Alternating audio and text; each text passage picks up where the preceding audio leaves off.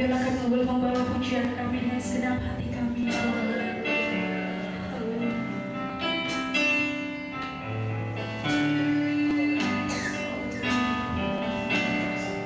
Seperti Kau Tuhan Allah,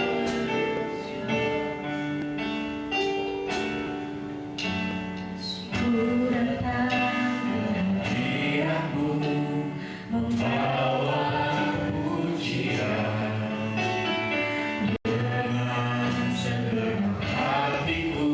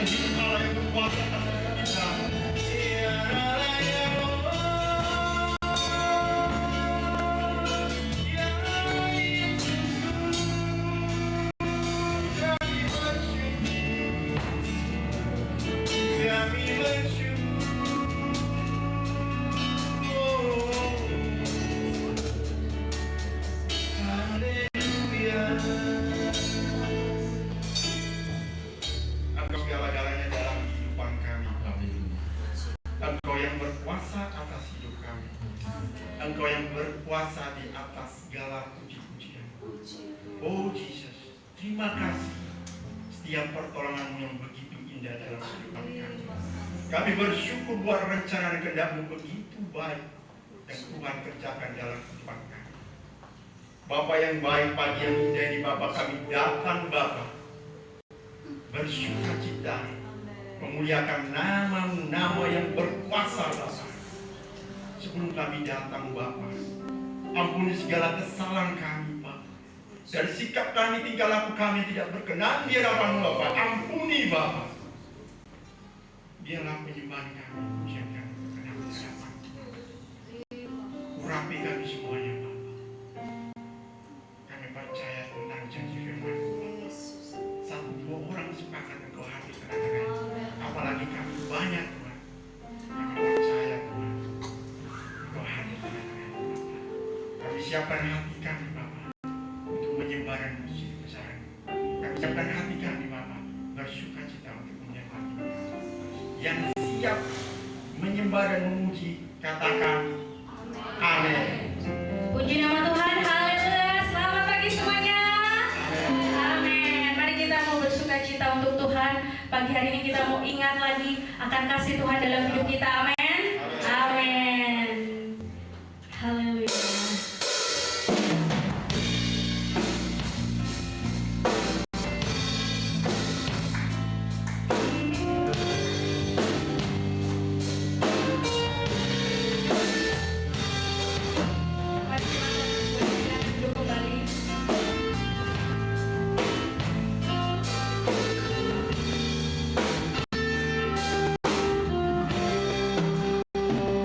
Itu besar.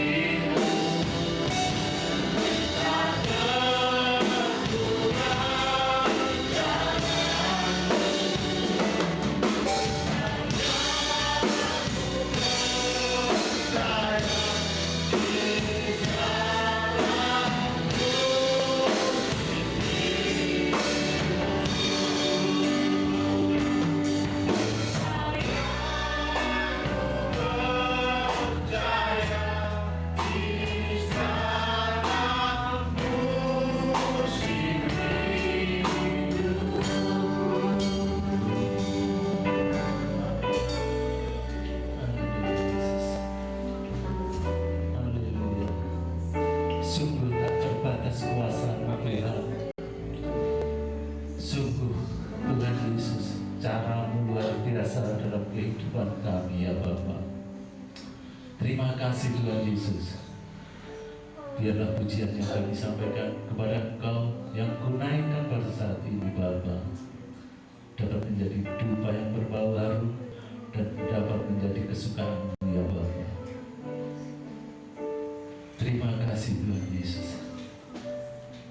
Pada saat ini Tuhan, kami akan mendengarkan firman-Mu. Engkau urapi hamba-Mu, Engkau urapi jemaat-Mu semua Bapa. Engkau tahu Tuhan segala yang dibawa oleh jemaat, beban, pergumulan, kami serahkan semua ke dalam tangan-Mu. Kami yakin Tuhan, Engkau tahu, Engkau mendengar, Engkau juga melihat Tuhan. Dan kami percaya melalui firman-Mu pada hari ini Tuhan, Engkau juga yang akan menyelesaikannya Bapa. Terima kasih Bapa. Kami siap mendengarkan firman-Mu Tuhan, hanya di dalam nama Tuhan Yesus Kristus. Haleluya. Amin. Selanjutnya saya serahkan kepada Yang bertugas.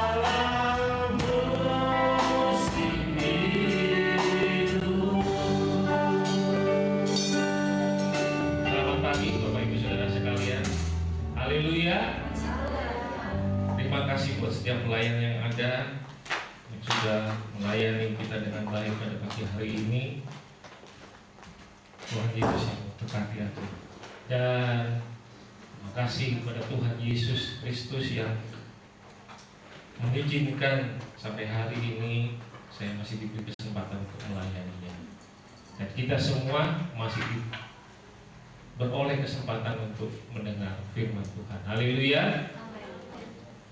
Masih semangat mendengar firman Tuhan?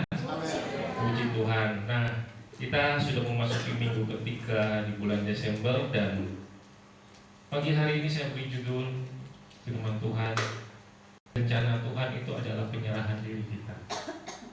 Rencana Tuhan itu adalah penyerahan diri kita. Kita buka sama-sama di dalam Lukas 1 ayat 38. Mari Bapak Ibu Saudara, saya undang makin berdiri, kita baca bersama-sama Lukas pasal 1 ayat yang ke-38. Kita baca dalam hitungan yang ketiga. 2, 3.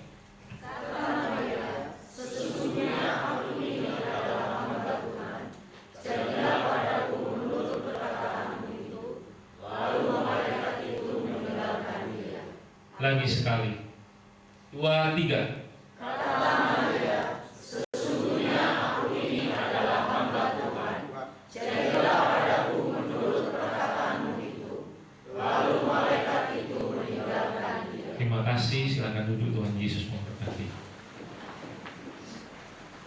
Tahukah Bapak Ibu bahwa dengan menjadi pengikut Kristus bukan berarti hidup kita akan terus-menerus menjadi nyaman, lancar jaya, kayak apa gitu ya, bus lancar jaya, tidak pernah berhadapan dengan kesulitan, melainkan mengikut Yesus itu penuh dengan pergumulan, ada tantangan, bahkan seringkali kita harus memikul salib.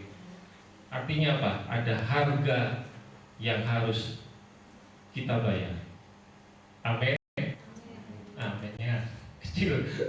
Jadi kayaknya takut untuk membayar harga memikul salib. Ada amin. Amin. Nah, hari ini kita akan belajar dari keteladanan hidup Yesus yang penuh dengan kuasa, namun juga disertai dengan banyak tantangan, penderitaan yang dihadapi. Kita mengenal kepenuhan daripada hidup Yesus sebagai pengikutnya, kita dapat memiliki kekuatan, pengharapan setiap kita menghadapi dengan pergumulan persoalan kita masing-masing. Dan seperti Bapak Ibu Saudara ketahui bahwa di bulan Desember ini kebanyakan orang-orang Kristen atau orang-orang percaya merayakan Natal. Seperti sekarang ini ya, banyak-banyak gereja dihias dengan penuh sukacita.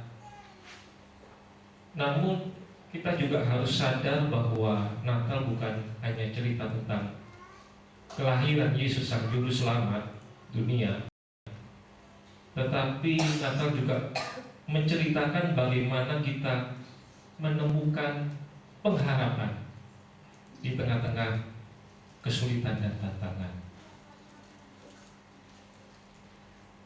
Di tengah-tengah keramaian pesta Natal yang ada, saya sangat sadar bahwa ada juga orang-orang yang sedang berada di dalam musim yang berat, musim yang sulit dalam hidupnya, pergumulan yang berat, bahkan mungkin ada yang juga sedang mengalami sakit.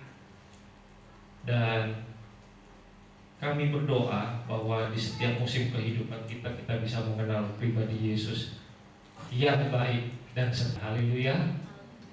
Bukan hanya di musim yang baik, tapi di musim di mana kita melewati lembah yang gelap pun kita mengenal pribadi Yesus yang baik dan setia. Ada sebuah pepatah dari Dr. R. Bernard, hamba Tuhan dari Amerika. Dia bilang begini, saya takut bahasa Inggrisnya, saya ngomong dalam bahasa Indonesia aja ya. Hidup penuh dengan janji dan ancaman. Hidup penuh dengan janji dan ancaman. Jika kita fokus kepada ancaman saja, maka kita akan melewatkan janji-janji Tuhan. Dan berapa banyak pandangan orang Kristen tercemar dengan kebohongan-kebohongan dunia, sehingga akhirnya mereka tidak bisa melihat janji-janji Tuhan. Dan tentu kita tidak bisa menyangkal, mengabaikan ancaman yang ada, tetapi kita pun harus sanggup mengelola ancaman tersebut sembari kita mengejar janji-janji Tuhan. Dalam hidup kita pun memiliki kekuatan dan juga kelemahan. Kita tidak bisa berfokus dalam kelemahan kita saja, kita pun harus fokus pada kekuatan kita sambil mengelola kelemahan-kelemahan kita. Hidup juga penuh dengan kesulitan dan peluang. Jangan terjebak dalam kesulitan saja, tetapi carilah peluang dalam setiap kesulitan yang terjadi. Amin. Kita bisa begitu mudah kewalahan dengan setiap kesulitan yang terjadi sedemikian rupa, sehingga kesulitan tersebut memudarkan pengharapan kita, mengurangi energi kita, sehingga akhirnya kita membuat kita jatuh dalam keputusasaan. Seharusnya di saat berhadapan dengan kesulitan-kesulitan yang sedang kita alami, kita bertanya kepada diri kita sendiri, peluang apa yang sebenarnya ditawarkan dalam setiap kesulitan ini? Sebab kalau kita punya pandangan yang benar, perspektif yang benar, maka dalam setiap kesulitan kita bisa menemukan peluang yang tersembunyi. Haleluya. Berapa banyak kesulitan di zaman COVID, tapi berapa banyak juga orang bisa menemukan peluang di zaman COVID. Artinya selalu ada peluang dalam setiap kesulitan-kesulitan yang ada. Karena kisah tentang kelahiran Yesus itu penuh dengan keajaiban, tapi juga penuh dengan kesulitan, tantangan, dan peluang. Ada juga keajaiban-keajaiban yang terjadi. Itulah cerita tentang kelahiran Yesus. Dan pagi hari ini mari kita bahas bersama-sama di dalam Lukas 1 ayat 26 sampai yang ke 38. Saya akan jelaskan ayat demi ayat. Di situ kita akan melihat bagaimana dalam setiap kesulitan-kesulitan yang ada peluang, ada keajaiban terjadi yang Tuhan buat. Lukas 1 ayat yang ke-26-27. Dalam bulan yang ke-6, Allah menyuruh malaikat Gabriel pergi ke kota di Galilea bernama Nazaret kepada seorang perawan yang bertunangan dengan seorang bernama Yusuf dari keluarga Daud. Nama perawan Maria itu adalah Maria. Nah, saya berpikir bukan kebetulan Lukas menuliskan status Maria pada saat itu. Malaikat Gabriel menampakkan diri kepadanya dan Lukas menuliskan statusnya jelas.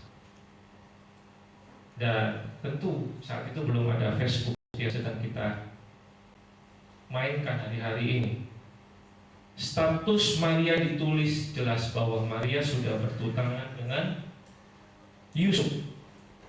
Artinya ketika Maria bertunangan dengan Yusuf, dia sudah mempunyai rencana masa depan keluarganya mau seperti apa.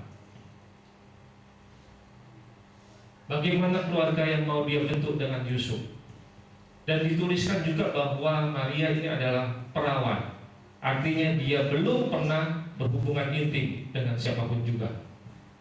Jelas di situ Lukas mencatat seperti itu. Ayat 28 29-30. Ketika malaikat itu masuk ke rumah Maria, ia berkata, "Salam, hai engkau yang dikaruniai Tuhan menyertai engkau." Maria terkejut mendengar perkataan itu, lalu bertanya di dalam hatinya, apakah arti salam itu? Dengan kata lain bahwa Maria bertanya di dalam hatinya, apa maksudnya ini? Apa artinya Tuhan menyertai Maria? Apa artinya Tuhan Maria dikaruniai? Ayat 30, kata malaikat itu kepadanya, "Jangan takut hai Maria, sebab engkau beroleh kasih karunia di hadapan Allah." Dituliskan di sini bahwa artinya malaikat Gabriel melihat bahwa Maria merasa ketakutan. Dan menurut saya itu normal. Karena siapa tentunya yang pernah didatangi oleh malaikat? Coba boleh angkat tangan yang pernah didatangi malaikat. Tentu ketakutan. Bapak Ibu Saudara mau didatangi malaikat? Saya berdoa malam hari ini, Bapak Ibu Saudara bisa didatangi malaikat. Apalagi kalau maaf kata malaikat maut yang datang, tambah ketakutan, bukan? Tapi wajar Maria merasa ketakutan. Ayat 31 sampai 34. Sesungguhnya engkau akan mengandung dan melahirkan seorang anak laki-laki, dan hendaklah engkau menamai dia Yesus. Dia akan menjadi besar dan akan disebut anak Allah yang Maha Tinggi, dan Tuhan Allah akan mengaruniakan kepadanya tahta Daud bapa leluhurnya, dan ia akan menjadi raja atas kaum keturunan Yakub sampai selama-lamanya, dan kerajaannya tidak berkesudahan. Kata Maria kepada malaikat itu, bagaimana hal itu mungkin terjadi karena aku belum bersuami? Maria tentu takut salah alamat ini malaikat Gabriel ini kepada dia. Makanya dia bilang,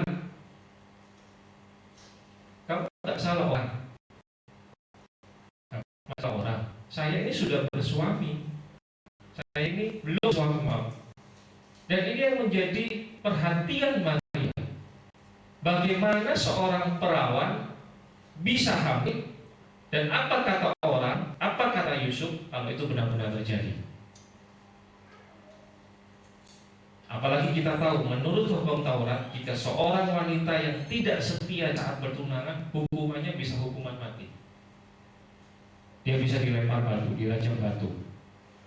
Dan Maria bisa saja dicurigai melakukan persinahan dan terkena hukuman. Dan andai kata Yusuf tidak terima kenyataan kalau dia hamil, Maria bisa mati, dihukum. Makanya respon Maria tidak berkata, "Oh, haleluya, puji Tuhan." Tidak. Dia saat itu pasti sedang bingung,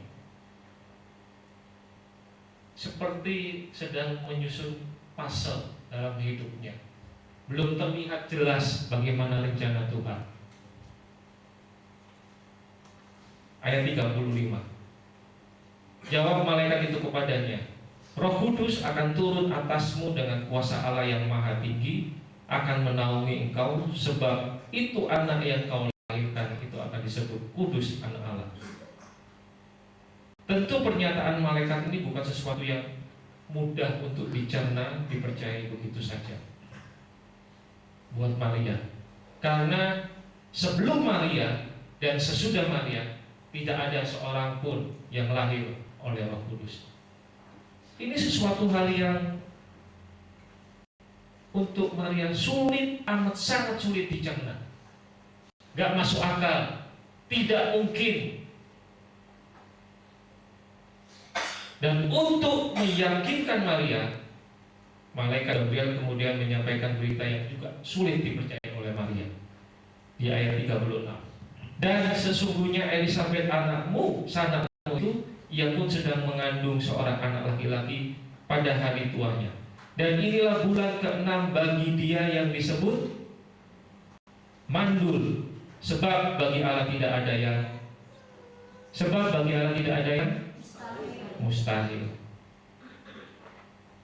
Elisabet adalah orang yang dikenal baik oleh Maria karena masih bersaudara dengannya. Elisabet ini bukan hanya tua, tapi dia juga terkenal atau dikenal orang dengan sebutan si mandul, atau tidak bisa punya keturunan. Dan kalau sampai di hari tuanya Elisabet dia bisa hamil, maka ini merupakan keajaiban yang luar biasa dan membuktikan pernyataan Gabriel itu adalah benar, bahwa bagi Tuhan tidak ada yang mustahil. Amin. Dan inilah respon Maria di ayat 38 yang tadi kita baca bersama-sama. "Sesungguhnya," kata Maria, "sesungguhnya aku ini adalah hamba Tuhan. Jadilah padaku menurut perkataanmu." Lalu malaikat itu meninggalkan dia. Ucapan Maria ini merupakan bentuk penyerahan diri. Artinya apa? Maria sudah melepaskan haknya untuk ikut rencana Tuhan. Dan ini bukan hanya komitmen sesaat saja, ini merupakan komitmen seumur hidup yang Maria sudah ucapkan. Dan respon Maria ini sama dengan pernyataan Yesus di Taman Getsemani ketika dia sedang berdoa. "Jadilah bukan yang kau kehendaki, melainkan seperti yang engkau kehendaki." Matius 26 ayat 39. Banyak orang mengatakan, "Berserah dulu, kamu akan melihat mujizatnya." Tapi menurut saya, keajaiban itu ada di dalam penyerahan diri. Haleluya. Keajaiban itu ada di dalam penyerahan diri. Karena ketaatan dalam penyerahan diri itu begitu amat susah. Ketaatan dalam penyerahan diri itu amat susah. Dan Maria menerima rencana Tuhan sebelum dia memahami rincian selengkapnya. Maria tidak tahu detailnya seperti apa, tetapi Maria mau percaya. Ada quote dari hamba Tuhan, Pastor Alfi Raja Bukuk. Dia bilang begini, "Lebih baik untuk tidak mengerti jalan-jalan Tuhan daripada untuk tidak percaya kasih-Nya, janji-janjinya." Di dalam Matius 1 ayat 18-20, Matius 1 ayat 18-20, di situ tentang kelahiran Yesus, Kristus adalah seperti berikut. Pada waktu Maria ibunya bertunangan dengan Yusuf, ternyata ia mengandung dari Roh Kudus sebelum mereka hidup sebagai suami istri. Karena Yusuf suaminya seorang yang tulus hati dan tidak mau mencemarkan nama istrinya di muka umum, ia bermaksud menceraikannya dengan diam-diam. Tetapi ketika ia mempertimbangkan maksud itu, malaikat Tuhan nampak kepadanya dalam mimpi dan berkata, Yusuf anak Daud, janganlah engkau takut mengambil Maria sebagai istrimu, sebab anak yang dikandung dalamnya adalah dari Roh Kudus. Meskipun Yusuf mencintai Maria sebagai tunangannya, tetapi keputusan Maria untuk berserah kepada Tuhan itu membawa tentang sendiri kepada Yusuf. Yusuf adalah seorang yang tulus hati. Kitab mencatat dia tidak mau mengekspos Maria di depan umum. Oleh sebab itu, Yusuf berencana untuk menceraikan Maria diam-diam. Namun, setelah dapat peneguhan dalam bentuk mimpi bertemu dengan malaikat Tuhan, Yusuf tidak mau melakukan itu. Ia tetap memilih untuk menikahi Maria, melindungi Maria dengan segala konsekuensi sosial hukum serta potensi tuduhan dari orang lain. Seperti saya bilang, ada ancaman, tetapi juga ada keajaiban di situ. Nah, terus apa yang bisa kita pelajari dari kisah ini? Yang pertama, kalau Tuhan yang punya rencana, biar Tuhan yang sibuk. Haleluya. Kalau Tuhan yang punya rencana, biar Tuhan yang sibuk. Bayangkan tadi ayat-ayat yang kita baca, bagaimana malaikat Gabriel menyampaikan rencananya kepada Maria. Malaikat Gabriel berusaha meyakinkan Maria. Belum lagi malaikat Gabriel menceritakan tentang kehamilan Elisabeth. Dan tidak hanya itu, malaikat Gabriel juga menunjukkan kepada Yusuf. Kita lihat bagaimana repotnya Tuhan supaya memastikan bahwa Maria itu ada dalam rencananya Tuhan. Tuhan yang sibuk, Tuhan yang repot untuk mengatur supaya Maria bagian dari rencana Tuhan. Dan hari-hari ini banyak orang yang mau rencana Tuhan dalam hidupnya, seperti ada sesuatu yang hilang. Kalau Tuhan yang punya rencana, biar Tuhan yang sibuk. Haleluya. Dia yang akan memastikan saudara, bapak, ibu akan menjadi bagian dari rencananya. Tuhan bisa memakai siapa saja, apa saja untuk menyatakan rencana dalam kehidupan bapak, ibu, saudara dan saya.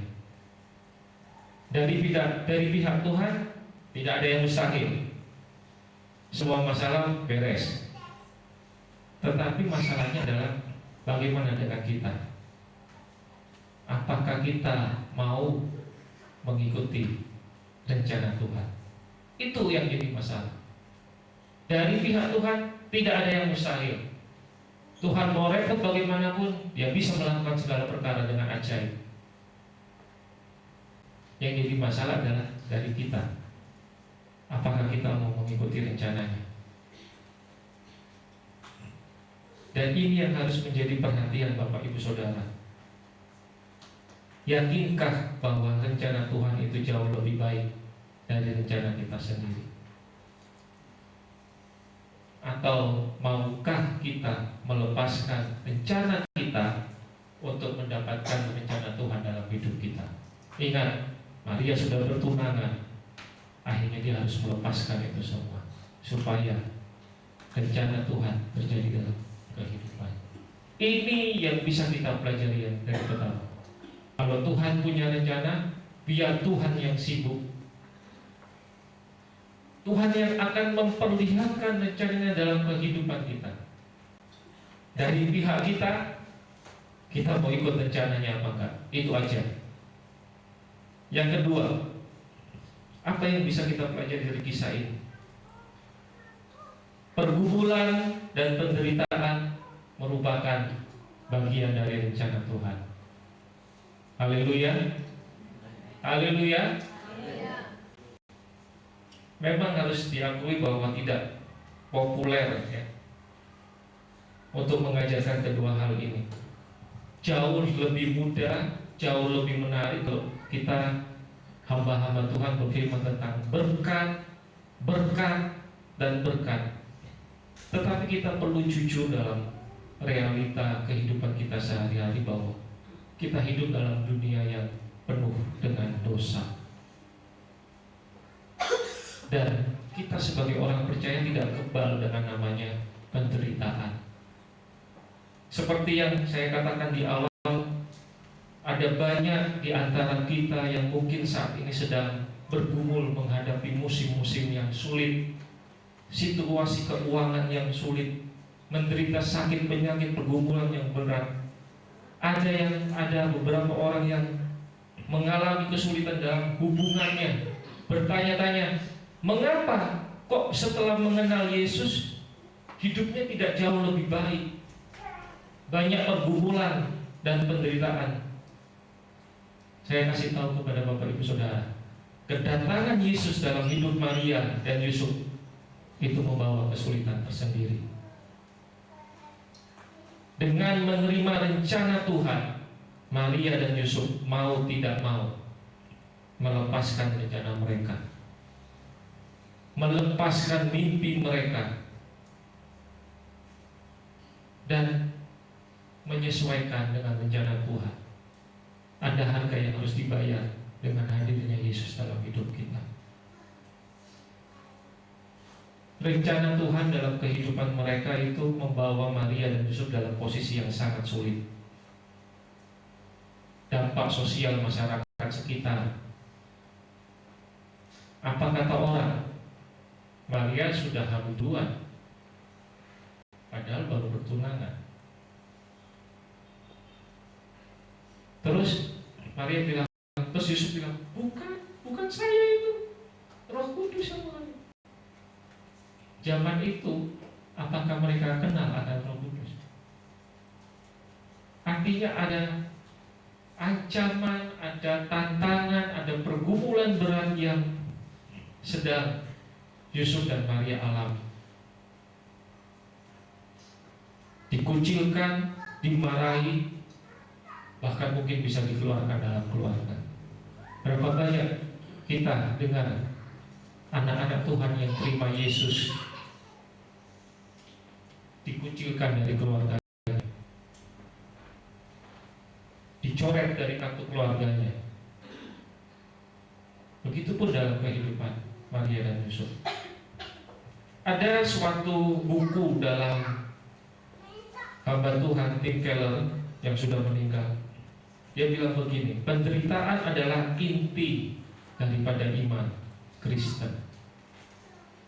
Penderitaan adalah inti daripada iman Kristen.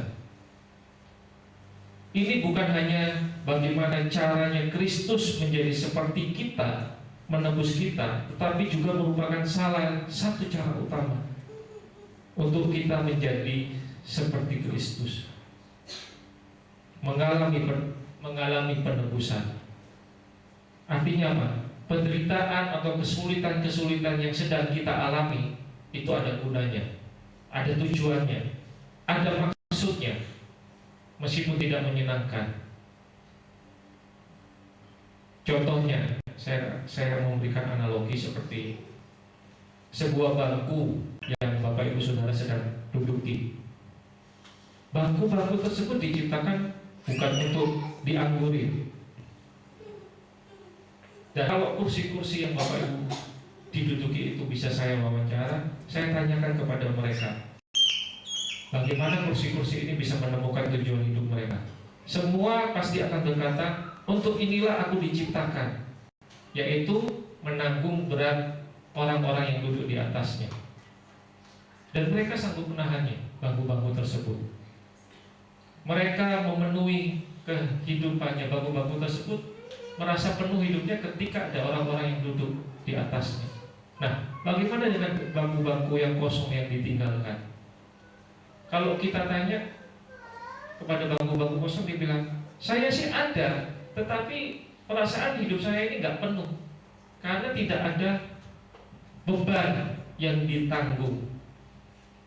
Begitupun dengan kita, anak orang Kristen, orang-orang percaya. Penderitaan yang kita tanggung itu supaya memenuhi kehidupan, tujuan Tuhan dalam kehidupan kita. Haleluya. Kita mau semakin berbuah, amin. Kalau kita anggap kita ini pohon, ada buah-buah, makin berat enggak kira-kira hidup kita? Ketika kita berbuah, makin berat enggak hidup kita? Halo? Ranting-ranting itu makin ada beban enggak? Artinya, ketika hidup kita berbuah, ada beban yang kita tanggung. Dan itulah tujuan Tuhan menciptakan kita, supaya kita berbuah, kita kuat menanggung beban-beban tersebut, kita menjadi berkat buat orang-orang di sekitar kita. Haleluya. Buah-buah tersebut menjadi berkat, bisa orang-orang dinikmati dari buah-buah tersebut. Itulah inti dari kehidupan orang Kristen. Penderitaan yang kita alami, sakit penyakit, musim-musim yang sulit, Tuhan Yesus baik dan Dia tetap setia. Haleluya. Sehingga kita bisa menjadi kesaksian buat orang-orang dunia. Meskipun kita sama-sama mengalami kesulitan, tapi damai sejahtera Tuhan ada dalam hidup kita. Roma 8 ayat 18. Sebab aku yakin bahwa penderitaan zaman sekarang ini tidak dapat dibandingkan dengan kemuliaan yang akan dinyatakan kepada kita. Haleluya. Sesuai dengan tema kita, menuju gereja yang penuh dengan kemuliaan.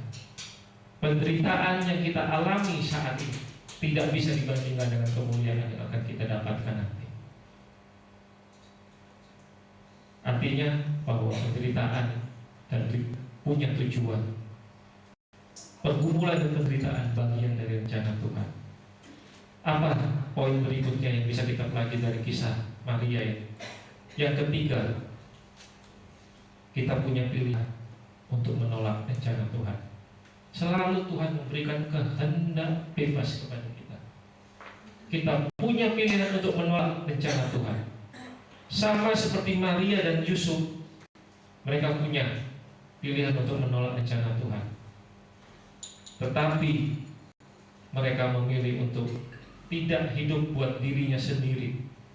Mereka berserah, mengambil bagian dalam rencana Tuhan yang besar, membuka jalan agar Yesus bisa lahir ke dunia, memulai karya penyelamatan atas umat manusia. Meskipun dan mengikuti rencana Tuhan, mereka harus keluar dari zona nyaman mereka, mempertaruhkan nyawa, reputasi, menghadapi dampak sosial yang ada dalam masyarakat sekitar. Tapi inilah contoh kehidupan yang penuh dengan penyerahan total. Seperti judul firman Tuhan, rencana Tuhan adalah penyerahan diri kita. Maria bisa menolak rencana Tuhan. Mungkin Maria bisa merekomendasikan, oh, itu aja jemaat Alpha Omega tuh rajin-rajin. Itu aja yang dipakai. Bisa. Maria bisa menolak. Tetapi yang menarik yang Maria katakan di ayat Lukas 1 ayat 38 tadi yang kita baca bersama-sama. Mari kita baca bersama-sama Lukas 1 ayat 38. 2, 3. Kata Maria, sesungguhnya hamba Tuhan, jadilah padaku menurut perkataanmu. Lalu malaikat itu. Perhatikan di ayat ini bahwa malaikat tersebut langsung meninggalkan Maria tanpa memberikan lanjutan, detail, rincian, tips yang ada. Langsung pergi meninggalkan dia. Cukup buat Maria untuk tahu bahwa kasih karunia Tuhan menyertai Maria. Malaikat Tuhan tidak perlu menjelaskan lagi, karena apa yang ditunggu oleh malaikat ini sudah terjadi, sudah capai, yaitu perkataan dan penyerahan diri Maria. Jadilah padaku sesuai dengan apa yang kau kehendaki. Lalu malaikat itu meninggalkan dia. Hanya kata ini yang ditunggu oleh malaikat tersebut, lalu pergi. Artinya apa? Ketika kita berserah kepada Tuhan, kita tidak perlu tahu detailnya. Kita serahkan semuanya hidup kita dalam rencana Tuhan. Kita ikuti rencananya. Kasih karunia Tuhan yang akan menyertai kita. Haleluya. Haleluya. Kasih karunia Tuhan yang akan menyertai kita, membuat kita kuat, sehingga kita bisa melalui akhir tahun 2024 ini. Boleh masih ada, semua karena kasih karunia Tuhan. Haleluya. Seperti yang saya bilang tadi di depan, hidup ini ada kesulitan, tapi juga ada peluang. Ada tantangan, tapi juga ada kasih karunia Tuhan yang menyertai kita. Ada kekuatan Tuhan yang menyertai senantiasa. Anugerah Tuhan yang juga memampukan mereka, memberikan kekuatan kepada Maria dan Yusuf. Anugerah yang sama juga memampukan kita melewati segala tantangan, cobaan, ancaman hidup ini. Haleluya. Inilah spirit of Christmas itu. Inilah semangat dari Natal itu. Meskipun kita sedang melalui musim-musim yang sedang tidak baik, seperti Maria dan Yusuf, tapi anugerah Tuhan beserta kita. Kita mampu melalui itu semua. Haleluya. Di tengah-tengah semua kesulitan, tantangan, ada damai sejahtera, sukacita yang tidak terkatakan oleh Roh Kudus. Dan kita boleh bilang, Kristus di dalamku adalah harapan akan kemuliaan. Haleluya. Kristus di dalamku adalah harapan akan kemuliaan. Menjadi tema kita menuju gereja yang penuh kemuliaan. Jadi Natal harusnya memberitakan tentang bagaimana kita menemukan pengharapan di tengah kesulitan yang ada. Amin. Amin. Puji Tuhan. Kiranya firman Tuhan ini bisa memberkati Bapak Ibu Saudara sekalian. Natal bukan hanya bercerita tentang pesta, tapi juga bercerita tentang pengharapan di tengah-tengah kesulitan. Saya undang pemain musik, singer semua.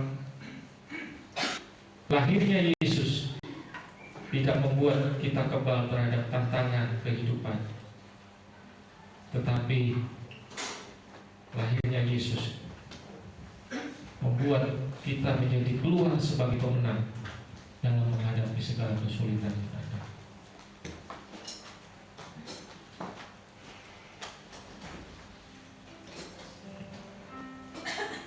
Ada satu lagu, cerita lagu ini berkata seperti ini: mengikut Yesus itulah kesukaan hatiku. Ku lepas semua hakku untuk mengenal kehendaknya di hidupku. Ketika Maria, biar kehendakmu yang jadi, artinya Maria sudah melepaskan haknya ke semua. Dia ikuti rencana Tuhan. Seperti puzzle dalam hidupnya. Apa maksudnya?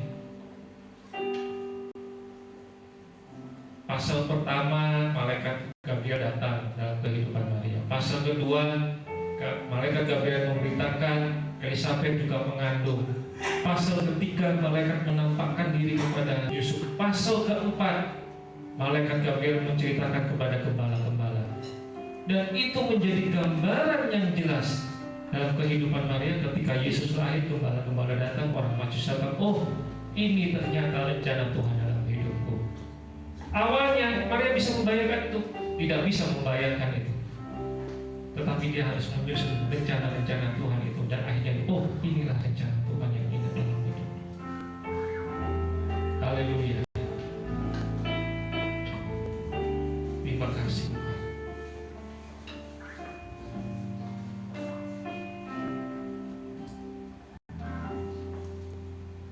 Mengikut Yesus, itulah kesukaan hatiku.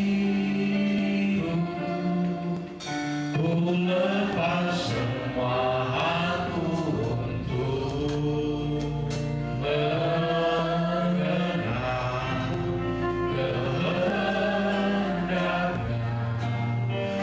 hidupku. Mengiring Yesus, itulah kekuatan hidupku.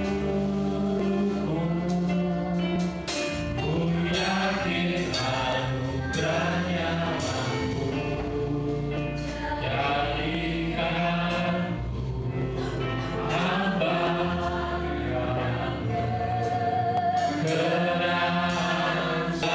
Mari kita bangkit berdiri bersama-sama. Kita nyanyikan ini dengan kesyukuran hati kita. Kita lepaskan semua hal kita supaya rencana Tuhan yang berlalu atas kehidupan kita.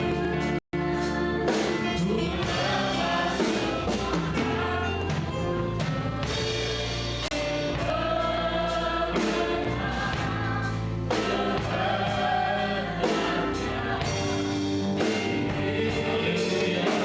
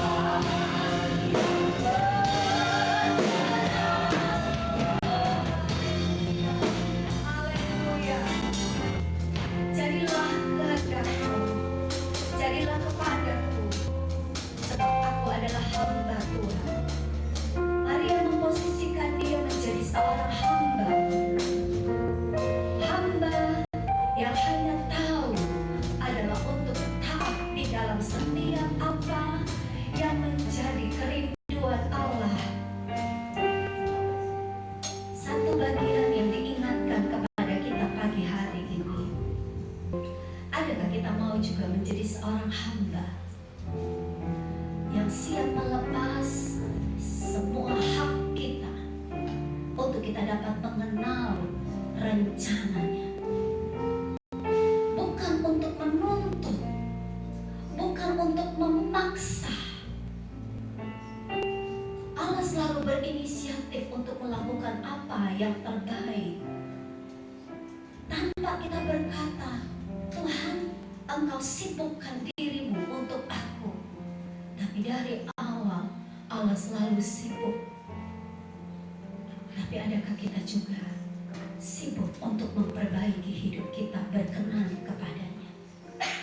Adakah pagi hari ini kita berkata, Tuhan, aku ini hamba, aku ini hamba, aku mau berada di dalam rencana-Mu, aku mau menyibukkan diri untuk aku mengenal siapa Engkau Tuhan itu dalam seluruh keberadaan hidup.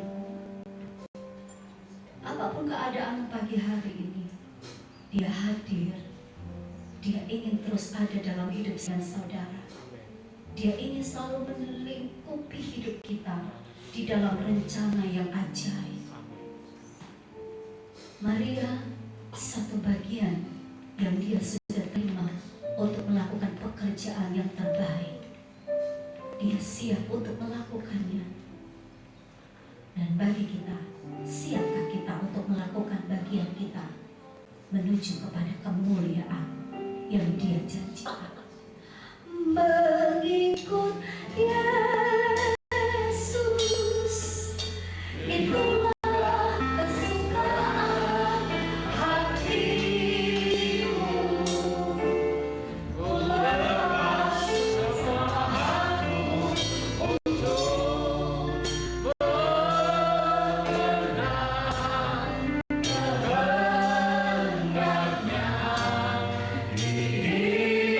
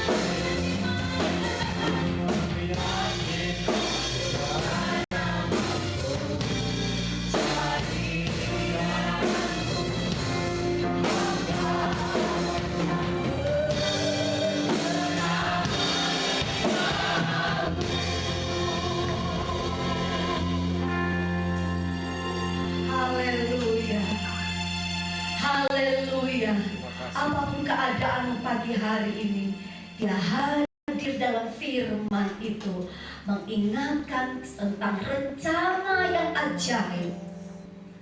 Tapi dari setiap rencana ajaib Tuhan, biar kita tetap berjalan dan berlaku taat kepada firman-Nya. Jadilah sesuai dengan apa yang menjadi kehendak-Mu, sebab aku adalah hamba Tuhan. Tuhan, terima kasih untuk firman-Mu yang sudah datang kepada kami pagi hari ini, mengingatkan tentang peristiwa-peristiwa di hari Natal, di mana Engkau bekerja dengan ajaib di setiap pribadi-pribadi yang Tuhan taruh rencananya. Dan terima kasih, kiranya rencana Tuhan juga terjadi di setiap pribadi kami pagi hari ini. Kami tidak tahu seperti apa rencana-Mu di dalam setiap kami masing-masing. Tapi yang kami tahu, ketika kami belajar untuk taat kepada firman Tuhan, maka firman itu hidup bagi kami. Kami nikmati setiap janji-Mu di dalam setiap keberadaan pribadi, keluarga, pekerjaan, studi, dan apapun yang kami lakukan. Kami nikmati janji kemurahan Allah. Puji Tuhan, terima kasih Tuhan. Tanamkan firman-Mu di setiap pribadi kami masing-masing. Dan kami ketika kami nanti pulang, kami akan pulang dengan kemenangan dari firman itu sendiri. Terima kasih, berkati hamba-Mu yang sudah menyampaikan firman-Mu bagi kami. Tuhan, terus perlengkapi kehidupannya. Pakai terus dengan kuat kuasa Roh Kudus untuk dapat menyampaikan firman Allah bagi setiap kami yang membutuhkan firman-Mu. Terima kasih banyak Tuhan. Sebentar kami akan membawakan korban persembahan, kecil ataupun besar, kiranya Engkau memberkati dalamnya. Kami mengucap syukur di dalam nama Tuhan Yesus Kristus. Haleluya. Amin. Tuhan memberkati.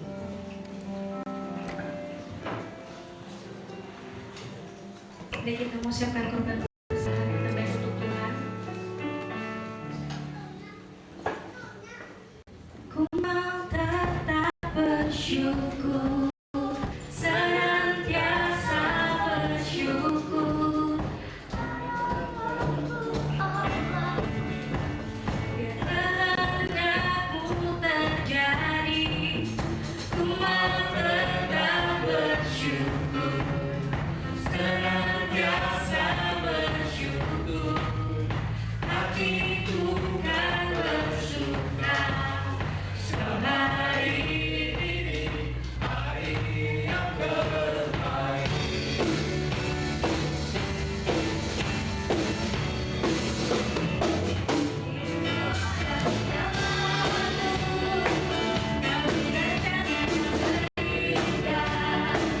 Kau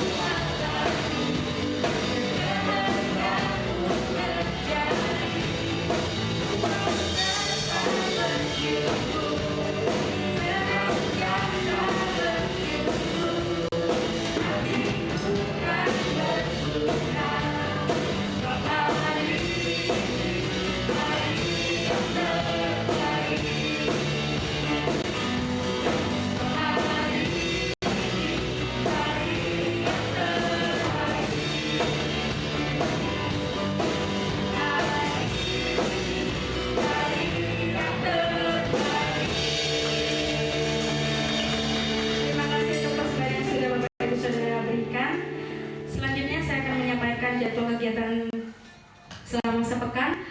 Untuk hari Kamis tanggal 19 Desember jam 6 ada ibadah doa di gereja. Di hari Jumat tanggal 20 jam 12 siang ada ibadah doa puasa. Kemudian di hari Sabtu tanggal 21 Desember ada ibadah Joshua Generation. Untuk di Sabtu ini kita akan ada spesial untuk perayaan Natal khusus anak-anak pemuda, remaja.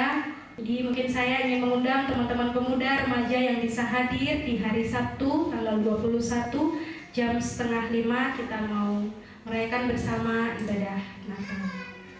Dan ketemu lagi nanti di hari Minggu jam 7 pagi ibadah sekolah minggu, dan di jam 8 pagi kembali ibadah minggu raya. Ikut pengumuman yang bisa saya sampaikan. Jika ada tambahan nanti akan disampaikan oleh Ibu Gembala. Saya persilakan.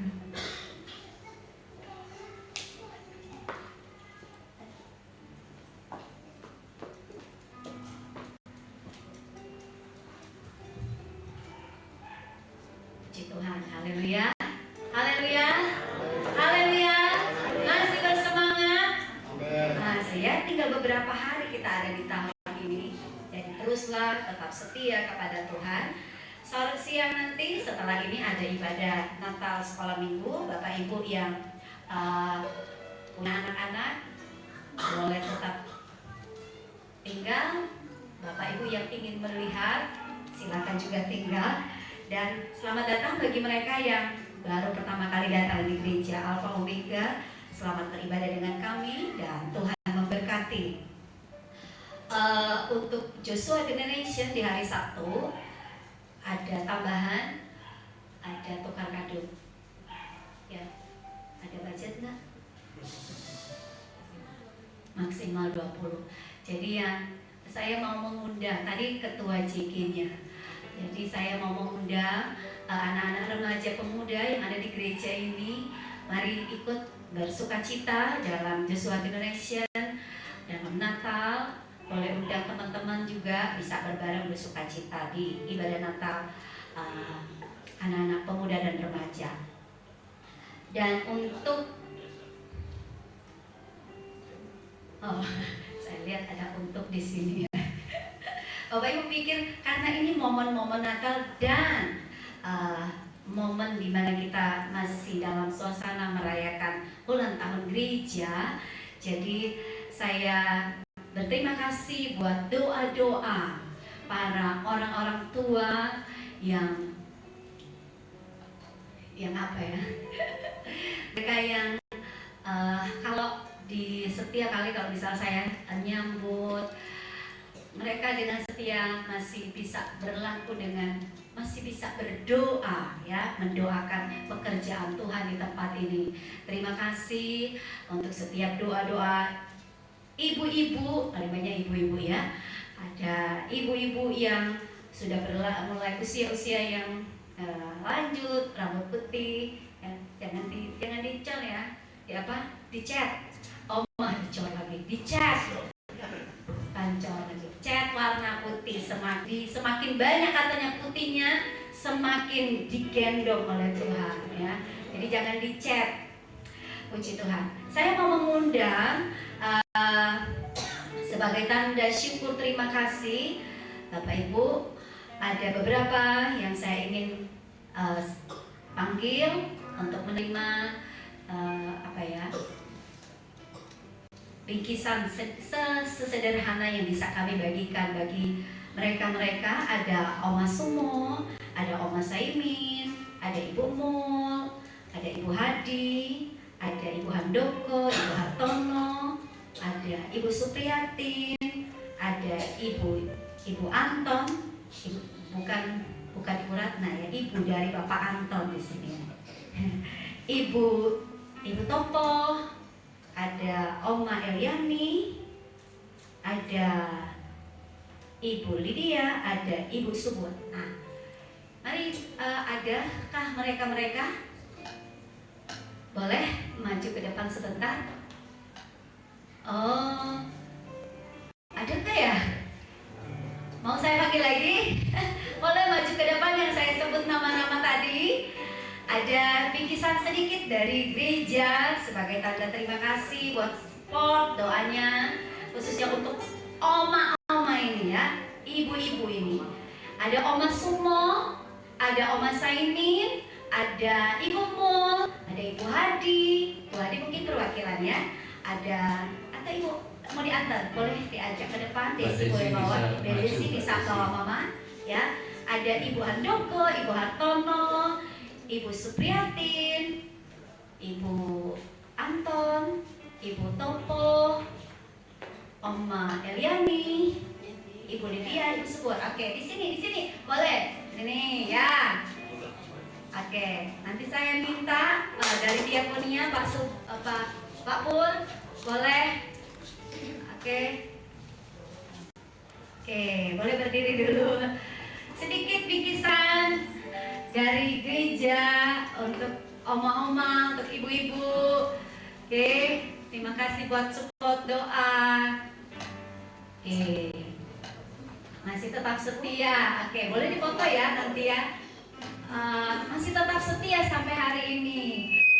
Yang kita muda-muda masih mau silakan, langsung silakan Pak. Dibagikan saja. Oke. Kasih di Pak Pur, nanti Pak Pur gitu. Ya, dari bagian diakonia. Oke. Inilah mereka yang sampai hari ini masih tetap setia Bapak Ibu. Setia dalam dukungan doa-doa di usia yang sudah mulai lanjut. Dengan kisah-kisah mereka bercerita kerjaan Tuhan, puji Tuhan ya, puji Tuhan. Oke, kiranya boleh berguna. Kalau bilang jangan dilihat isinya, ada isinya ya. Puji Tuhan, ada isinya tapi kiranya berguna. Foto dulu, oke. Ya, silakan Pak.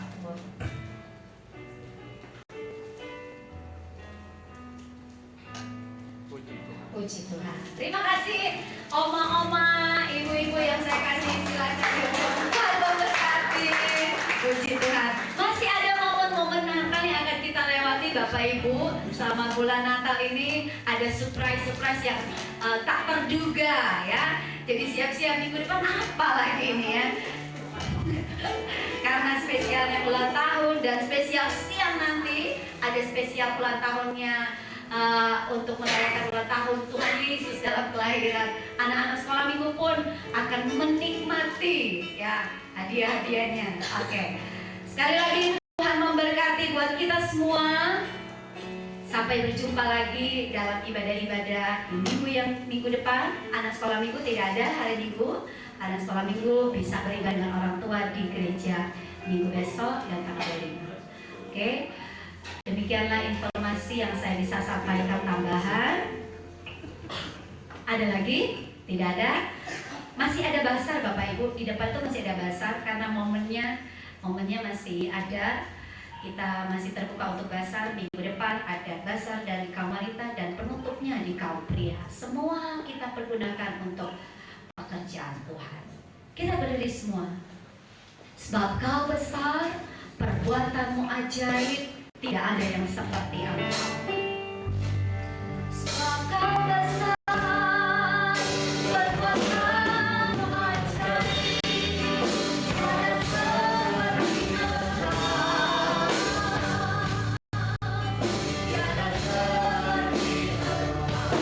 Kau besar, perbuatanmu ajaib. Tiada seperti Engkau. Tiada seperti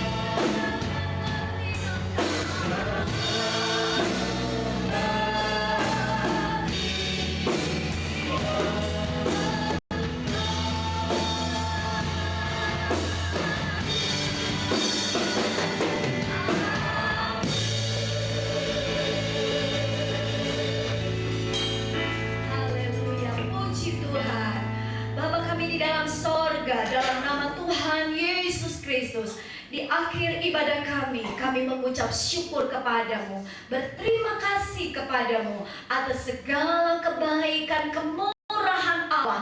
Engkau bekerja dalam ibadah kami dari awal sampai pada akhirnya. Terima kasih Tuhan, memberkati setiap pelayan-pelayan Tuhan.